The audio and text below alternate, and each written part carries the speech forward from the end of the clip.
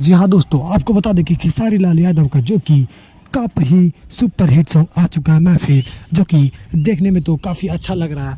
और ये गाना लग रहा है कि ट्रेंडिंग में भी जाएगा, क्योंकि ये घंटा में ही 40,000 लाइक पा लिया है। और इसका व्यूअर का तो आप सोच भी नहीं सकते हैं कि कितना ज़्यादा व्यूअर पाया होगा, क्योंकि एक घंटा में ही इन्होंने 40,000 लाइक पा लिया है। और काफ़ी अच्छा हिंदी सॉन्ग देखने में लग रहा है।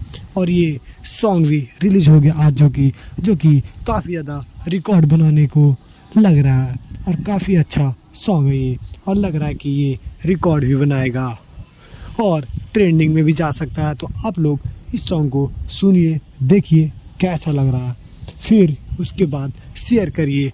ये तो सॉन्ग काफ़ी अच्छा है।